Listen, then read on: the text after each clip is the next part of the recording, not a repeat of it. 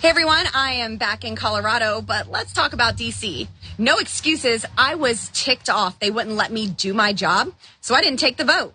Once again, Washington's power machine shoved a multi-trillion-dollar bill down our throats, refused to allow debate or amendments, disregarded everything we fought for in January to actually allow representatives to do their jobs. And instead, they served us up a crap sandwich. Call it a no-show protest. Lauren Boebert had a no-show protest for the debt ceiling bill because she was totally against it. So she just didn't show up. Hey, good principles by Lauren Boebert. That is, unless you're outside of the steps of the Capitol, she's trying to run up there and vote. Let's watch that.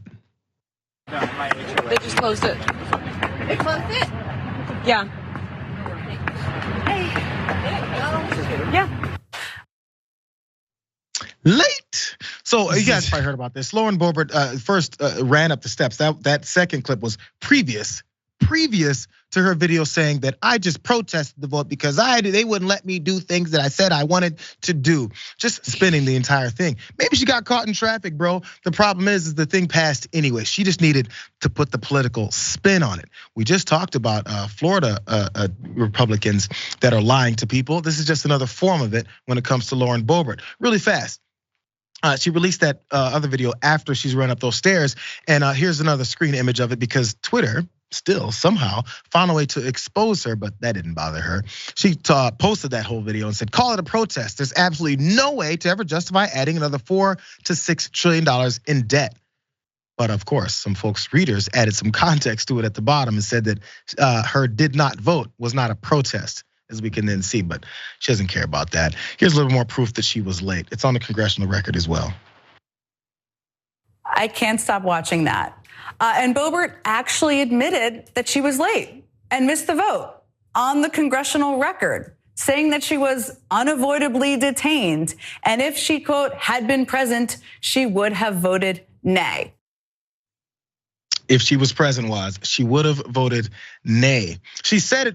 It's weird. You can say it when it's on the line, and you have to actually not lie about it. But when it comes to TV videos, post it up on your social media, it doesn't matter. These are a bunch of actors that are playing roles, and they're fooling you into thinking that this is real. Yeah, I mean, this just goes to show further what I believe is Republican lawmakers' contempt for their constituency and voters. Like, they really think their voters are idiots. They think their voters can be easily manipulated and lied to. And so that's how they carry themselves in their public personas. But I would just like to challenge what she's saying just on the merits. This quote unquote bill, debt ceiling, was not shoved down their throats. In fact, the Democrats and Joe Biden rolled over and justified their extortion attempt by doing nonsense, by adding work requirements to SNAP. Again, Jayar, $286 a month for food.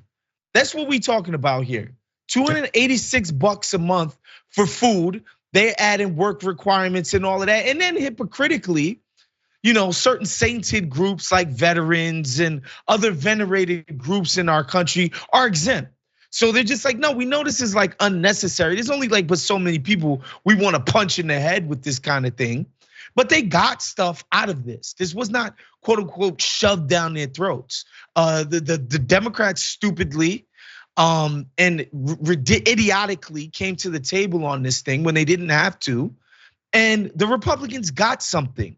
So it wasn't even as they described. It's not even like the Democrats just said, screw you guys, we're doing what we want. They capitulated to their terroristic demands. And now this lady lazily misses her vote and comes out and says something was shoved down her throat. I mean, it's quite absurd, honestly, Jayar. Well, not only that, there's also the fact that she said that she wasn't allowed to participate in it. No amendments were allowed. By the way, according to this article from Raw Story, they said as a fact check to that whole thing, 81 proposed amendments were put forward, and 14 of those were either co-sponsored or introduced by this random lady from Colorado. Her name is Lauren Boebert, who wasn't allowed to participate outside of the 81 proposed amendments, 14 of which were hers, except for that part. There's a point when they have to tell the truth when it comes to when they're actually in the meat and the minutia of these whole things and these processes, and then they can go on in front of constituents and lie their asses off. They do it regularly. The question I ask every time is, anybody who's a constituent of Lauren Boebert and followed her and loves her and love Marge and loves Gates and all these folks who lie to you, ask yourself the question: how much longer are you gonna buy it? They're telling you right in your face that they don't give a damn, and they know that you're stupid enough to continue to do it. I didn't say it, they're saying it.